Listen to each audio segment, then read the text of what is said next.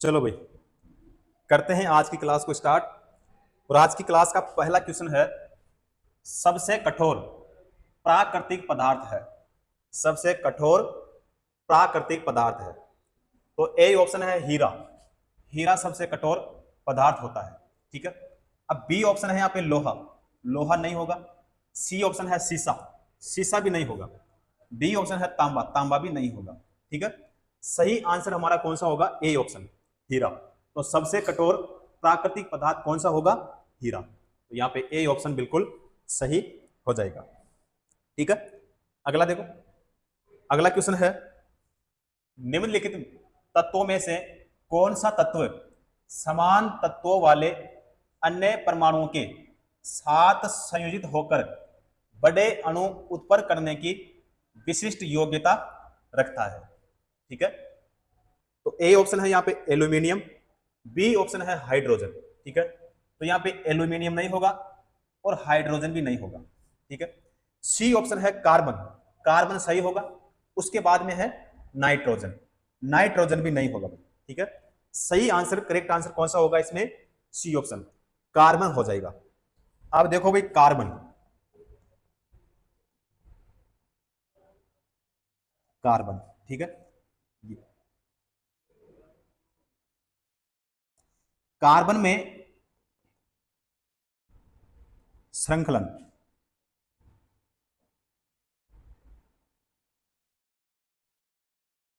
श्रृंखलन नामक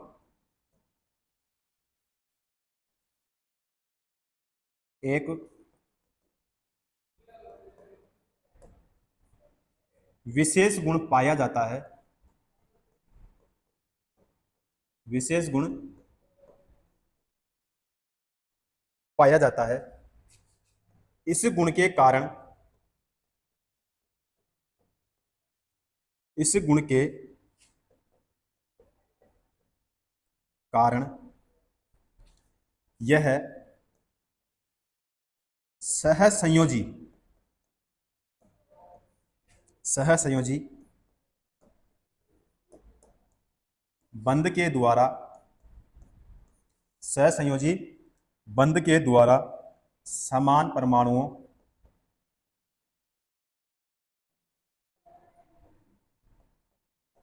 समान परमाणुओं के साथ, समान परमाणुओं के साथ आपस में, एक सेकंड है ना, आपस में जुड़कर, आपस में जुड़कर एक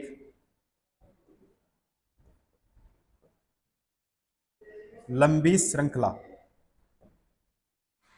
यानी लंबी श्रृंखला का मतलब होता है सीरीज, या रिंग बनाने,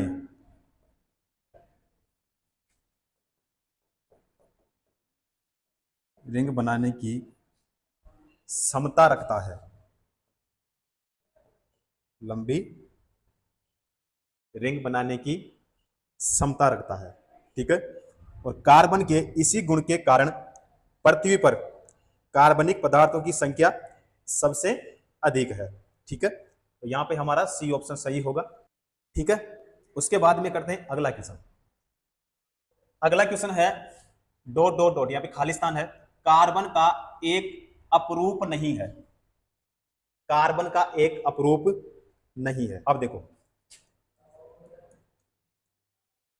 कार्बन के अपरूप, ठीक है। एक तो होता है हीरा, ठीक है। एक होता है ग्रेफाइट, और एक होता है फुलेरिन्स। ठीक है। तो यहां पे देखो, हीरा, हीरा सी ऑप्शन में है। ग्रेफाइट, ग्रेफाइट डी ऑप्शन में है। और फुलेरिन्स यहाँ पे ए ऑप्शन में है। ठीक है। अब यहाँ पे है कार्बन डाइऑक्साइड। ठीक है। तो ये इसका अपरूप नहीं है, इसीलिए ये यहाँ पे इसका सही आंसर हो जाएगा। ठीक है। तो कार्बन का एक अपरूप नहीं है कार्बन डाइऑक्साइड। क्लियर है? और यहाँ पे मैंने ये एग्जाम्पल बता दिए हैं आपको। ठीक है। इसीलिए हमारा कौन सा ऑप्शन सही होगा, बी ऑप्शन सही होगा। अगला क्वेश्चन करते हैं। अगला क्वेश्चन है हीरे के कार्बन परमाणु के बाहरी कोश में मुक्त इलेक्ट्रॉनों की संख्या कितनी होती है। ठीक है, क्वेश्चन में क्या पूछा है, हीरे के कार्बन परमाणु के बाहरी कोश में मुक्त इलेक्ट्रॉनों की संख्या क्या होती है, तो वो होती है शून्य। क्या होती है, शून्य होती है। इसीलिए यहां पे ए ऑप्शन सही हो जाएगा। ठीक है, अगला क्वेश्चन करते हैं। अगला क्वेश्चन है लेखन पेंसिल में है, लेखन पेंसिल में है। ठीक है, तो ए ऑप्शन है यहाँ पे ठोस स्याही, बी ऑप्शन है लेड, सी ऑप्शन है लेड सल्फेट और डी ऑप्शन है ग्रेफाइट। ठीक है, तो यहाँ पे सही आंसर होगा ग्रेफाइट। क्या होगा, ग्रेफाइट। तो लेखन पेंसिल में ग्रेफाइट का प्रयोग होता है, इसीलिए डी ऑप्शन यहाँ पे सही हो जाएगा। ठीक है, अगला क्वेश्चन करते हैं। अगला क्वेश्चन है डॉट डॉट डॉट खाली स्थान है, आग को बुझाता है। ठीक है, तो इनमें से कौन सा आग को बुझाता है, तो यहाँ पे O2, CO2, SO2 और यहाँ पे है N2O। ठीक है, अब देखो यहाँ पे जो आग को बुझाएगा वो बुझाएगा CO2। CO2 का मतलब क्या होता है, कार्बन डाइऑक्साइड। ठीक है, तो CO2 का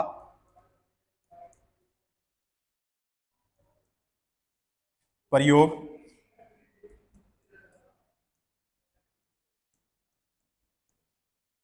आग बुझाने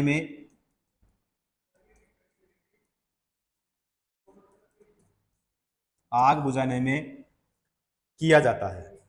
ठीक है,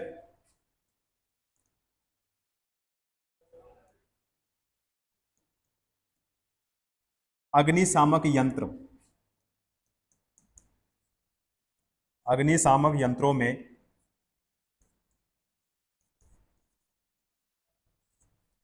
सोडियम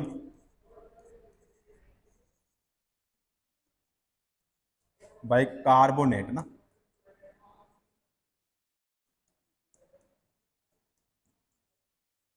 के घोल पर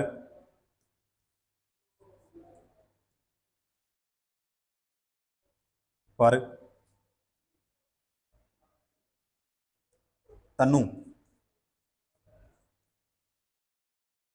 तनु सल्फ्यूरिक अम्ल, सल्फ्यूरिक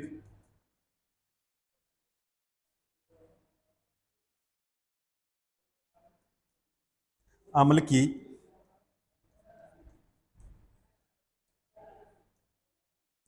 प्रतिक्रिया कराकर CO2 गैस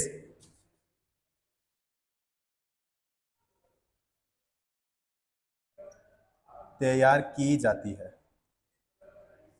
तैयार की जाती है।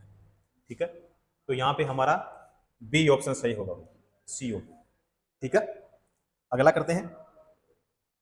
अगला क्वेश्चन है कार्बन मोनोऑक्साइड के बारे में इनमें से कौन सा कथन सही है। ठीक है, तो यहां पे देखते हैं भाई कौन सा सही होगा। अब ए ऑप्शन है विकल्पों में से सभी, तो विकल्पों में से सभी नहीं होगा। ठीक है, देखना पड़ेगा। अब यहां पे बी ऑप्शन है यह जीवाश्म ईंधनों के अपूर्ण दहन के परिणाम स्वरूप उत्पन्न होता है। ठीक है, ये बात सही है, इसलिए यहां पे सही का निशान लगाते हैं। उसके बाद में सी ऑप्शन है यह एक दुर्गंध युक्त गैस है, ये गलत बात है, नहीं होगा ये। उसके बाद में यह मानव के लिए हानि रहित है, तो ये भी नहीं होगा। इसका जो सही आंसर होगा बी ऑप्शन हो जाएगा, यह जीवाश्म ईंधनों के अपूर्ण दहन के परिणाम स्वरूप उत्पन्न होता है। तो यहाँ पे बी ऑप्शन हमारा यहाँ पे सही होगा, क्योंकि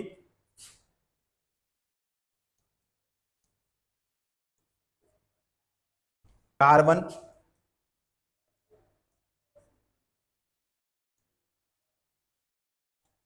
मोनोऑक्साइड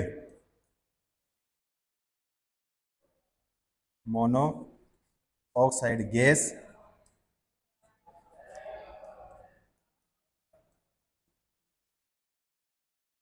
जिस जीवाश्म ईंधनों के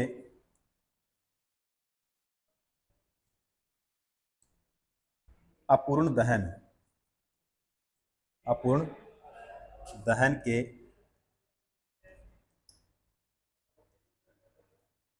परिणाम स्वरूप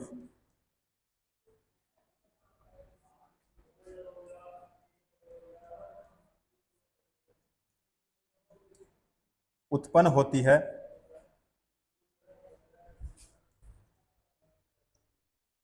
यह एक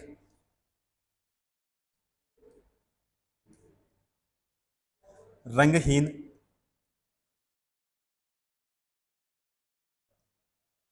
स्वादहीन,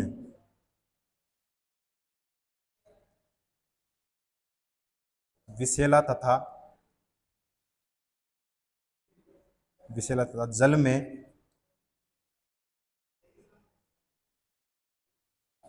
अत्यंत घुलनशील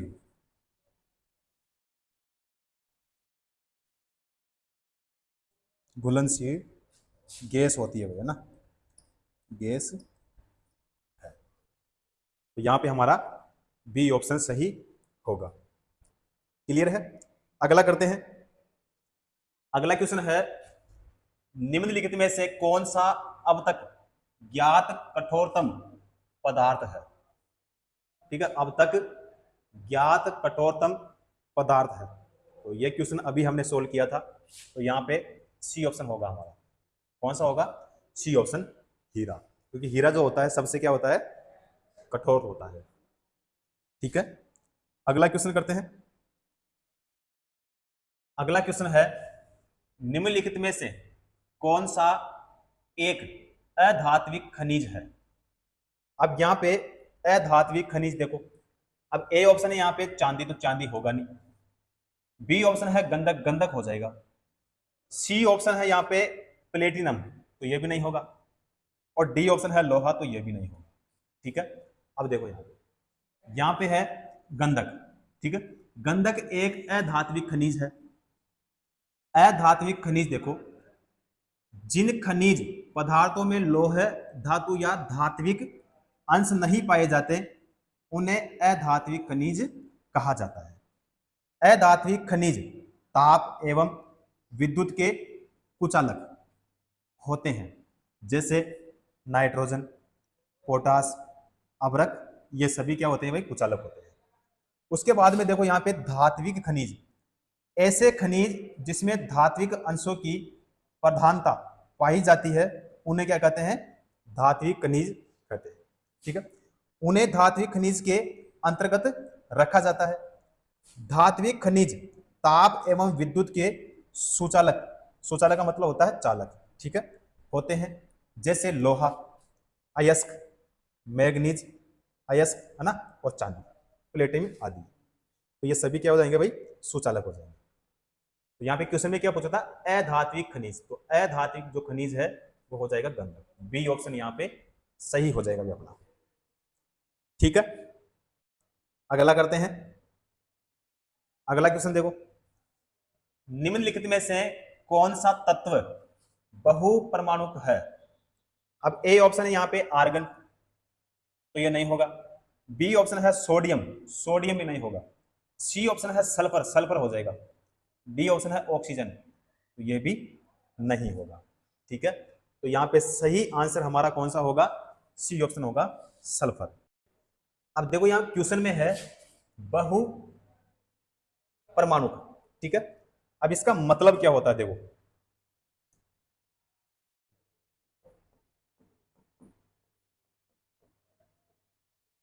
किसी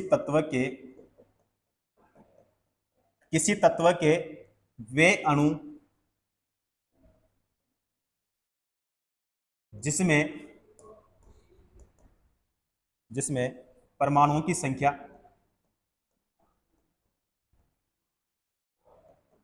परमाणुओं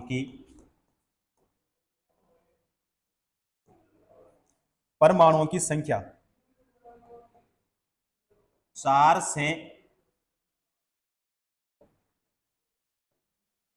से अधिक हो, उसे क्या कहते हैं?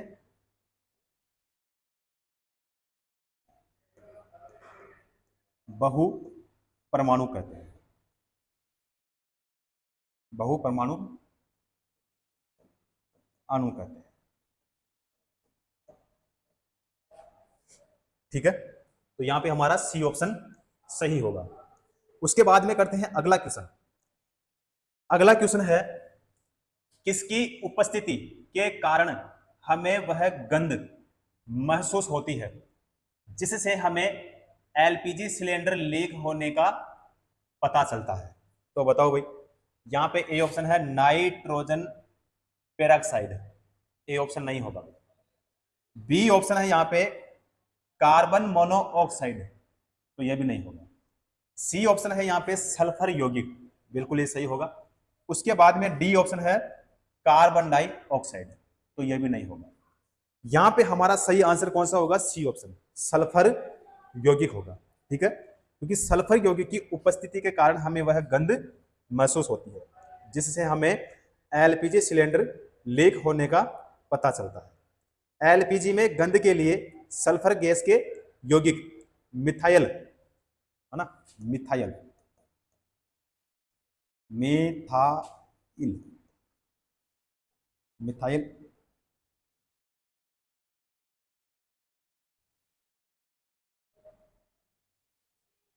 मिथाइल मरकॉप्टेन को मिलाया जाता है। ठीक है, एलपीजी में मुख्यतः प्रोपेन और ब्यूटेन गैस होती है और द्रवित पेट्रोलियम गैस जैसे एलपीजी को रसोई गैस के रूप में अधिक प्रयोग किया जाता है या फिर जाना जाता है। तो यहाँ पे हमारा कौन सा सही होगा? सी ऑप्शन सही हो जाएगा भाई। ठीक है, अगला क्वेश्चन करते हैं। अगला क्वेश्चन है, प्याज काटते समय आंखों में जलन पैदा करने वाला यौगिक कौन सा है?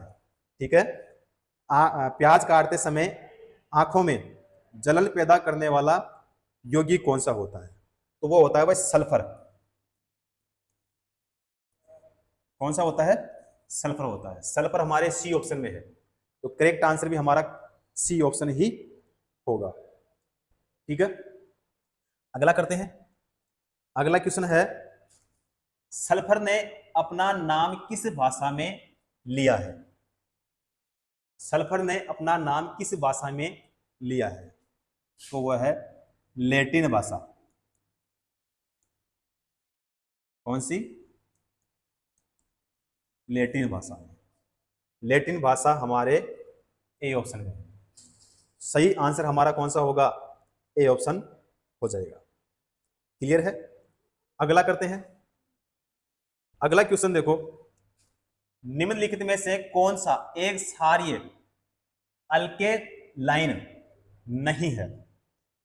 तो यहां पे सोडियम है, ए ऑप्शन, तो सोडियम नहीं होगा। बी ऑप्शन है यहां पे पोटेशियम भी नहीं होगा और लिथियम भी नहीं होगा। बचा क्या? सल्फर, सल्फर हो जाएगा भाई ना। डी ऑप्शन है हमारा सल्फर।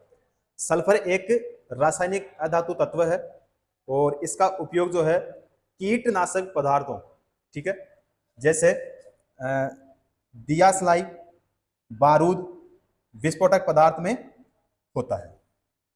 ठीक है, तो यहां पे डी ऑप्शन हमारा सही होगा। अगला क्वेश्चन करते हैं। अगला क्वेश्चन है, सल्फर का रासायनिक प्रतीक क्या होता है? ये लो सब, सल्फर का रासायनिक प्रतीक क्या होता है? तो सल्फर का रासायनिक प्रतीक जो होता है वो होता है एस। क्या होता है? एस होता है। डी ऑप्शन हमारा यहाँ पे सही हो जाएगा। ठीक है, तो सल्फर का जो साधारण नाम होता है ब्रीमस्टोन है और इसे तांबे का शत्रु कहा जाता है, ये भी ध्यान रखना भाई। ठीक है, तो यहाँ पे डी ऑप्शन सही हो जाएगा। अगला करते हैं। अगला क्वेश्चन है, हल्की और अज्वलनशील होने के कारण किस गैस का उपयोग गुब्बारों को उड़ाने के लिए किया जाता है? तो वो करते हैं भाई हीलियम का। किसका करते हैं? हीलियम का करता है। ठीक है, क्योंकि हीलियम एक अक्रिय गैस है। हीलियम क्या है? हीलियम एक अक्रिय गैस है ठीक है, जिसके कारण यह अन्य पदार्थों के साथ प्रतिक्रिया नहीं करती है, ठीक है, और यह अत्यंत हल्की और अज्वलनशील होती है, इसलिए हीलियम गैस का उपयोग गुब्बारों को उड़ाने में किया जाता है। क्लियर है? तो यहाँ पे हमारा कौन सा होगा? सी ऑप्शन हो जाएगा। करेक्ट आंसर कौन सा? C option. अगला क्वेश्चन करते हैं। अगला क्वेश्चन है, निम्नलिखित में से कौन सी नोबल गैस है? इनमें से कौन सी नोबल गैस है? तो नोबल गैस है इनमें से आर्गन। कौन सी है? आर्गन। ए ऑप्शन सही हो जाएगा। कौन सा होगा? ए ऑप्शन सही हो जाएगा। अगला क्वेश्चन करते हैं। अगला क्वेश्चन है, आर्गन का उपयोग सामान्यतः तापदीप्त प्रकाश बल्बों में भरने के लिए किया जाता है, क्योंकि आर्गन गैस है। क्योंकि आर्गन गैस क्या होती है? अक्रिय गैस होती है। क्या होती है? अक्रिय गैस होती है। तो यहाँ पे अक्रिय, डी ऑप्शन हो जाएगा। कौन सा होगा? D option. ठीक है, अब ए ऑप्शन था यहाँ पे सबसे हल्की, बी ऑप्शन है अभिक्रियाशील, सी ऑप्शन है परसू। ठीक है, ये तीनों नहीं होगा भाई, डी ऑप्शन हमारा सही होगा, अक्रिय, क्योंकि आर्गन अक्रिय गैस है। क्लियर है? अगला क्वेश्चन करते हैं। अगला क्वेश्चन देखो, निम्न में से क्या निष्क्रिय गैस नहीं है? निम्न में से क्या निष्क्रिय गैस नहीं है? यहां पे ए ऑप्शन है क्लोरीन, बी ऑप्शन है रेडॉन, सी ऑप्शन है क्रिप्टॉन और डी ऑप्शन है हीलियम। तो यहां पे सही हो जाएगा अपना क्लोरीन। कौन सा सही होगा? क्लोरीन। ए ऑप्शन यहां पे सही हो जाएगा। अगला करते हैं। अगला क्वेश्चन देखो, निम्न में से कौन सा सबसे कम अभिक्रियाशील तत्व है? इनमें से सबसे कम अभिक्रियाशील तत्व है। तो यहां पे ए ऑप्शन है ऑक्सीजन, बी ऑप्शन है हाइड्रोजन, सी ऑप्शन है क्लोरीन और डी ऑप्शन है नियोन। ठीक है, तो यहां पे हो जाएगा हमारा नियोन। डी ऑप्शन यहां पे राइट हो जाएगा ना। ठीक है, अगला क्वेश्चन करते हैं। अगला क्वेश्चन है, इनमें से कौन सी निष्क्रिय गैस रेडियोधर्मी प्रकृति की है? तो ए ऑप्शन है यहाँ पे रेडॉन। रेडॉन बिल्कुल सही है। उसके बाद में आर्गन, आर्गन नहीं होगा, नियोन भी नहीं होगा और क्रिप्टॉन भी नहीं होगा। करेक्ट आंसर कौन सा होगा हमारा? ए ऑप्शन सही हो जाएगा। ठीक है, तो रेडॉन रेडियोधर्मी प्रकृति की एक निष्क्रिय गैस है और आवर्त सारणी के समूह 18 में 6 निष्क्रिय गैस है, जिसमें हीलियम, नियोन, आर्गन, क्रिप्टॉन और जीनोन और रेडॉन गैस है। ठीक है, तो यहां पे हमारा ए ऑप्शन सही हो जाएगा। अगला क्वेश्चन करते हैं। अगला क्वेश्चन है, समूह 18 के तत्व है। समूह 18 के तत्व है। ठीक है, तो आवर्त सारणी में वर्ग 18 में उपस्थित तत्वों को उत्कृष्ट गैस या फिर अक्रिय गैस कहते हैं। अब देखो, समूह 18 में 7 तत्व स्थित है। कितने? 7 तत्व स्थित है। अब देखो, जिसमें पहला है हीलियम यानी He। ठीक है, दूसरा हो जाएगा नियोन Ne और तीसरा आर्गन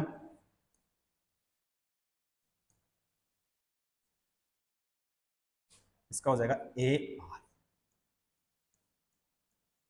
और उसके बाद में हो जाएगा क्रिप्टॉन।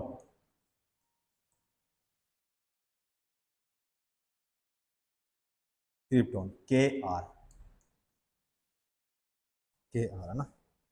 और पांचवा पांचवा हो जाएगा यहाँ पे जीनोन Xe।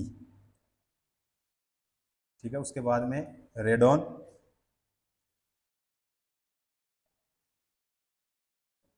इसका हो जाएगा Rn और एक और हो गया सातवां, वो होता है भाई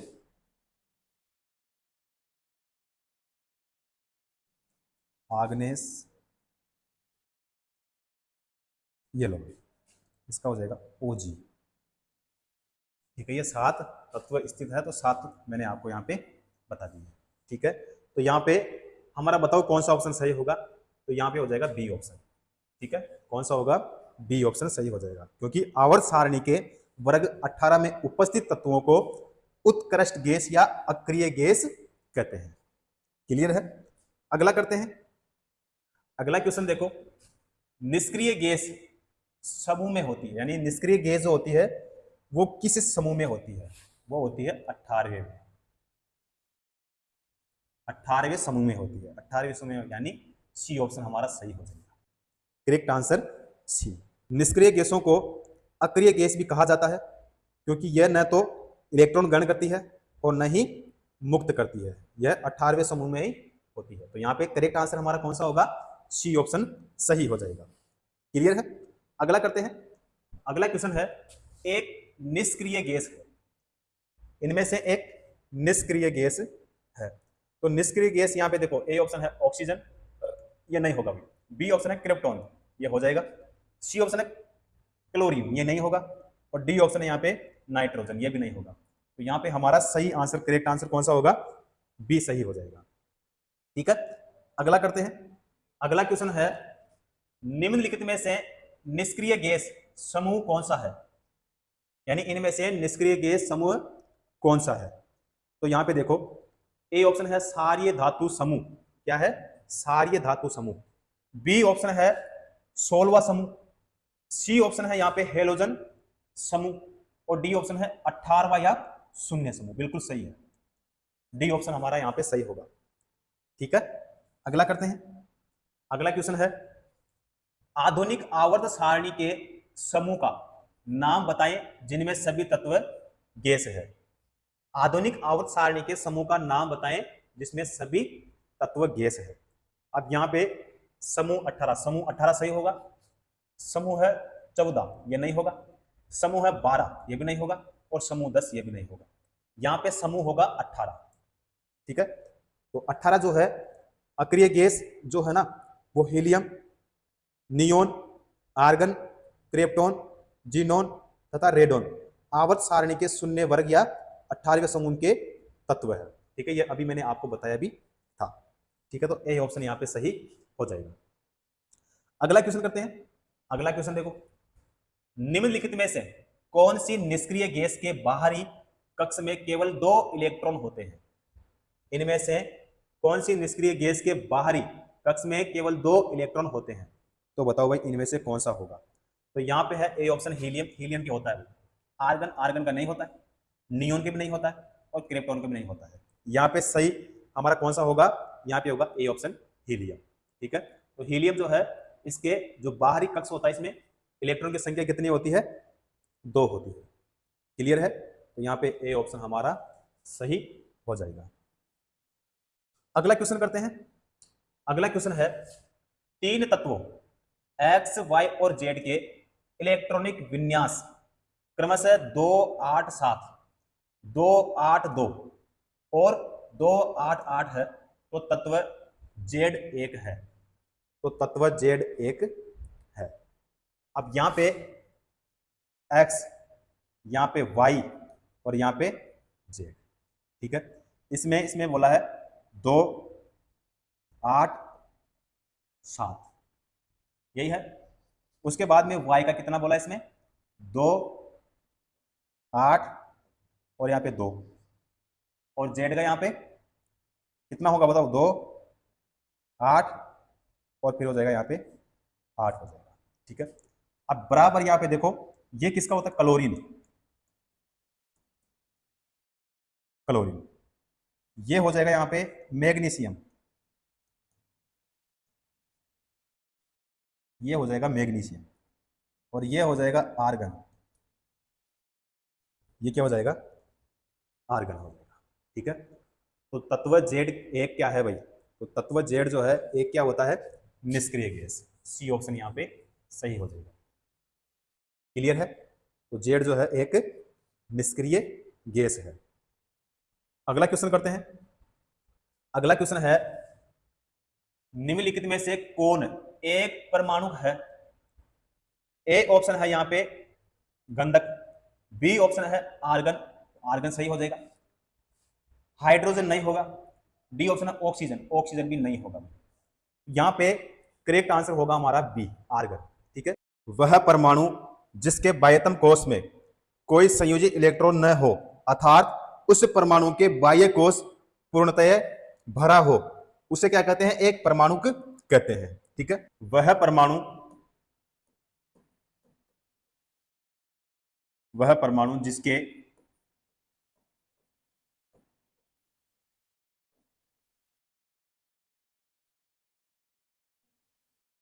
बाह्यतम कोश में कोई संयोजी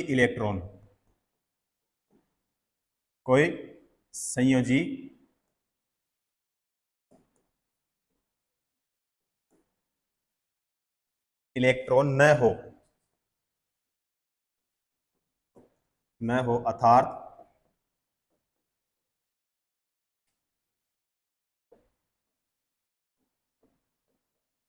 उस परमाणु के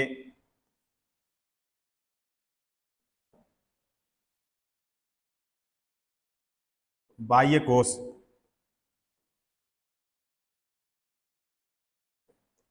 पूर्णतया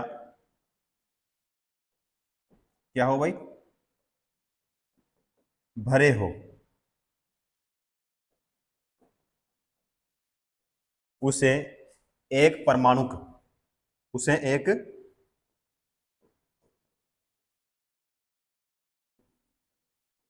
परमाणुक कहते हैं। ठीक है, दूसरा पॉइंट देखो, समस्त अक्रिय गैस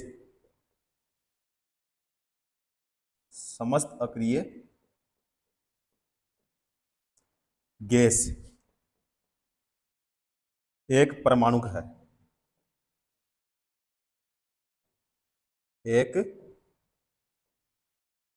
परमाणुक है, जैसे आर्गन और हीलियम और नियोन, रेडोन और जीनोन, उसके बाद में क्रिप्टॉन। ठीक है भाई, सभी का आपको ध्यान में रखना है। ठीक है, तो बी ऑप्शन यहां पे हमारा सही होगा। ठीक है, उसके बाद में अगला क्वेश्चन करते हैं। अगला क्वेश्चन देखो, निम्नलिखित में से कौन सी अक्रिय गैस को आवर्त 5 में रखा गया है? निम्न में से कौन सी अक्रिय गैस को आवर्त 5 में रखा गया है? ठीक है, तो यहां पे वो होगा XE। क्या होगा? XE। XE का मतलब क्या हो गया? इसका मतलब होता है भाई जीनोन। क्या होगा? जीनोन को आवर्त सारणी के आवर्त 5 में रखा गया है। ठीक है, और इसका परमाणु क्रमांक कितना होता है?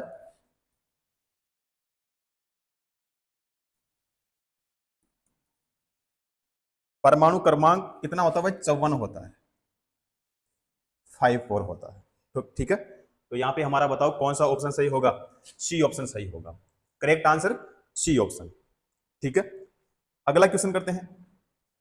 अगला क्वेश्चन है, आधुनिक आवर्त सारणी में समूह 18 के मूल तत्वों यानी अपनी बाह्यतम कक्षा में 8 इलेक्ट्रॉन होने वाले को छोड़कर अन्य सभी को क्या कहा जाता है? ठीक है, क्या कहा जाता है? तो यहां पे देखो, निष्क्रिय गैस या नोबेल गैस ऐसे रासायनिक तत्व है जो साधारण परिस्थितियों में बिना किसी रंग, गंध या स्वाद के गैसीय रूप में रहते हैं। ठीक है, ये आवर्त सारणी में शून्य वर्ग या 18वें समूह के मूल तत्व है। अब helium, neon, argon, krypton, xenon तथा रेडोन ये सभी तत्व रासायनिक रूप से क्या है भाई? निष्क्रिय है। अतः इन तत्वों को अक्रिय गैस या उत्कृष्ट गैस भी कहते हैं। रेडोन को छोड़कर अन्य सभी अक्रिय गैसें वायुमंडल में पाई जाती है। ठीक है, अब बताओ यहां पे हमारा कौन सा ऑप्शन सही होगा? तो यहां पे होगा हमारा सी ऑप्शन, निष्क्रिय गैस। ठीक है, सी ऑप्शन यहां पे करेक्ट हो जाएगा। क्लियर है? अगला करते हैं। अगला क्वेश्चन देखो, अगला क्वेश्चन है निम्न में जो अलग या विषम है उसे चुने। ठीक है, अलग या विषम है उसे चुने। अब ए ऑप्शन है यहां पे आर्गन, बी ऑप्शन है नियोन, सी ऑप्शन है जेनॉन और डी ऑप्शन है यहां पे हाइड्रोजन। ठीक है, तो हाइड्रोजन को छोड़कर ये तीनों क्या है भाई? अक्रिय गैस है। क्या है? अक्रिय गैस। तो अलग या विषम चुने तो यहां पे हमारा होगा बी ऑप्शन, हाइड्रोजन यहां पे हमारा सही आंसर हो जाएगा, डी ऑप्शन करेक्ट। क्लियर है? अगला करते हैं। अगला क्वेश्चन है निम्न में से कौन सी नोबेल गैस नहीं है?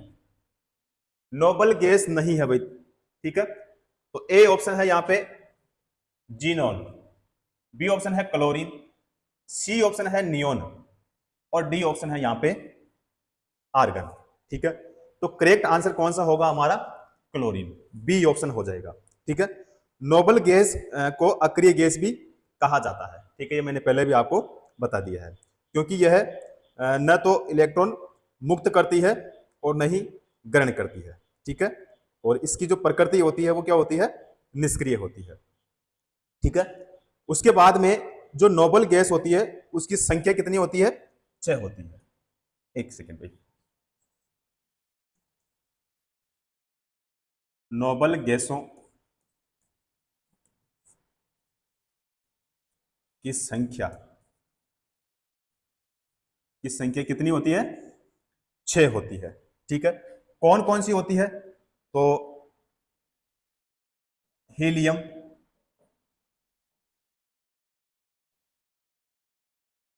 हीलियम। ठीक है, दूसरा है नियोन, पहले मैंने आपको ये बता दिया है। तीसरा बताओ कौन सा होगा? तीसरा हो जाएगा आर्गन, यानी AR। ठीक है, उसके बाद में चौथा बताओ क्रिप्टॉन,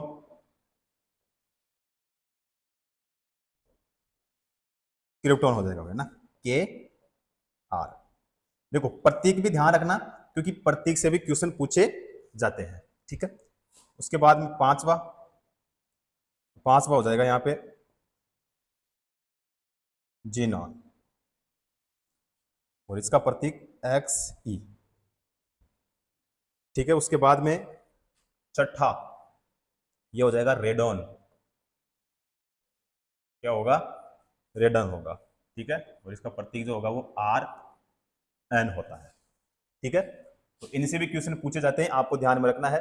ठीक है, प्रतीक भी आपको ध्यान रखना है, क्योंकि प्रतीक भी क्वेश्चन एग्जाम में पूछे जाते हैं। ठीक है, तो यहाँ पे नोबेल गैस नहीं है तो क्लोरीन, बी ऑप्शन यहाँ पे हमारा सही हो जाएगा।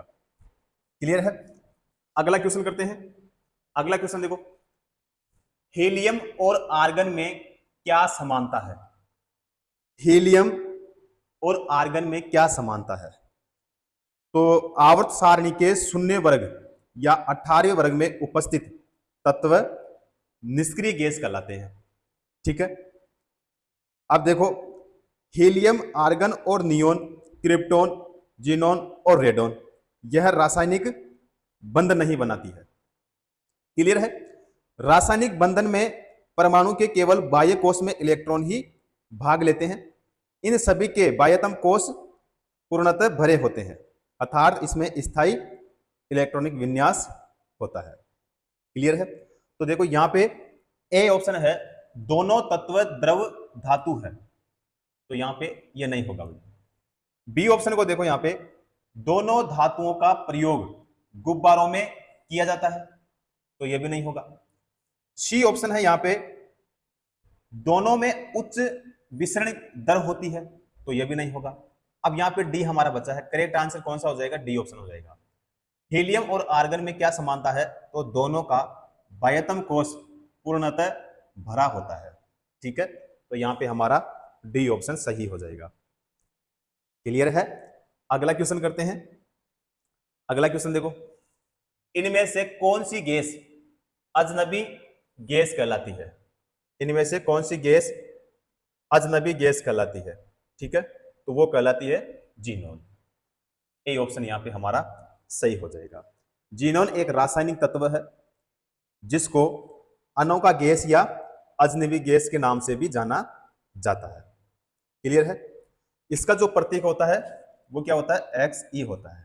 ठीक है, ये मैंने आपको पहले बता दिया। परमाणु क्रमांक की बात करें, परमाणु क्रमांक मैंने आपको बता दिया, तो परमाणु क्रमांक बताओ कितना होता है इसका? परमाणु क्रमांक होता है इसका 54 होता है। कितना होता है? 54 होता है। ध्यान रखना, क्योंकि एग्जाम में क्वेश्चन कैसे भी पूछ सकते हैं। ठीक है, फिर किसका उपयोग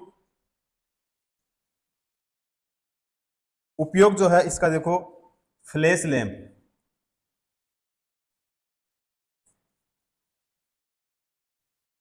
कौन सा लैंप? Flash lamp. ठीक है, या फिर आर्क लैंप।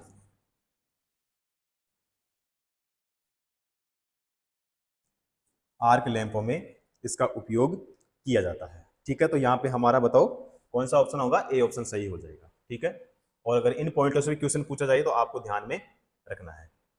ठीक है, अगला क्वेश्चन करते हैं। अगला क्वेश्चन देखो, निम्नलिखित में से कौन सी गैस अक्रिय गैस नहीं है? निम्नलिखित में से कौन सी गैस अक्रिय गैस नहीं है? तो ए ऑप्शन है यहां पे हीलियम, बी ऑप्शन है यहां पे नियोन, सी ऑप्शन है रेडॉन और डी ऑप्शन है हाइड्रोजन। ठीक है, तो अक्रिय गैस नहीं है, अक्रिय गैस हाइड्रोजन। डी ऑप्शन हमारा सही हो जाएगा।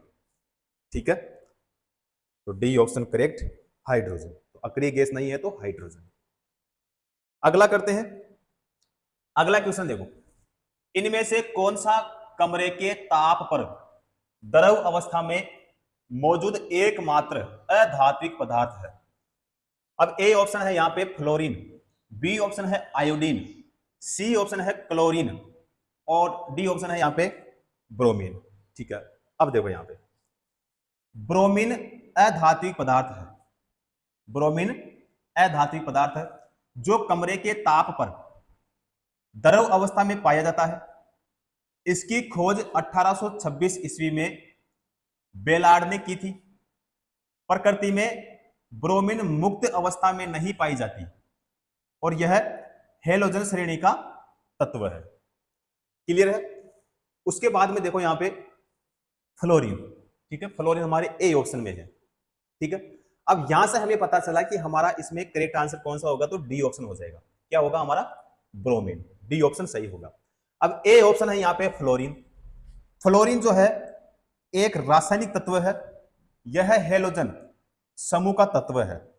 इसमें सर्वाधिक अधात्विक गुण विद्यमान है। इसकी विद्युत ऋणात्मक क्षमता सबसे अधिक होती है। ठीक है, ये हो गया फ्लोरीन का कॉन्सेप्ट पूरा। उसके बाद में बी ऑप्शन है यहां पे आयोडीन। आयोडीन एक रासायनिक तत्व है। आयोडीन हमारे आहार के प्रमुख पोषक तत्वों में से एक है। आयोडीन की कमी से कौन सा रोग होता है? घेंगा रोग होता है। ठीक है, ये एग्जाम में पूछा भी जाता है कि आयोडीन की कमी से कौन सा रोग होता है? घेंगा। सी ऑप्शन है यहां पे क्लोरीन। क्लोरीन जो है एक रासायनिक तत्व है। ऋणात्मक आयन क्लोराइड के रूप में यह साधारण नमक में उपस्थित होता है और सामान्य ताप और दाब पर यह गैसीय अवस्था में पाई जाती है। ठीक है, तो चार ऑप्शन इसमें थे, चारों का मैंने आपको डिटेल में बता दिया है। ठीक है, तो आपको ध्यान में रखना है। क्लियर है? तो यहां पे हमारा ब्रोमीन डी ऑप्शन सही हो जाएगा। चलें आगे, अगला क्वेश्चन करते हैं। अगला क्वेश्चन देखो, एक अणु में हेलोजन परमाणुओं द्वारा इलेक्ट्रॉनों को आकर्षित करने का गुण है। तो क्वेश्चन है, एक अणु में हेलोजन परमाणुओं द्वारा इलेक्ट्रॉनों को आकर्षित करने का गुण है। तो ए ऑप्शन है यहां पे इलेक्ट्रॉन बंधुता, ये नहीं होगा भाई। बी ऑप्शन है वैद्युति ऋणात्मकता, ये बिल्कुल सही है। सी ऑप्शन है यहां पे वैद्युत रसायन, ये भी नहीं होगा। उसके बाद में डी ऑप्शन है वैद्युत धनात्मकता, तो ये भी नहीं होगा भाई। ठीक है, करेक्ट आंसर हमारा बी हो जाएगा, वैद्युतिक या फिर वैद्युतीय ऋणात्मकता। ठीक है, तो बी ऑप्शन करेक्ट हो जाएगा। अगला क्वेश्चन करते हैं। अगला क्वेश्चन है, इनमें से कौन सा कमरे के ताप पर एक अभिलाक्षणिक गंध युक्त हरे पीले रंग की गैस के रूप में होता है? तो ए ऑप्शन यहाँ पे कार्बन मोनोऑक्साइड, तो ये भी नहीं होगा भाई।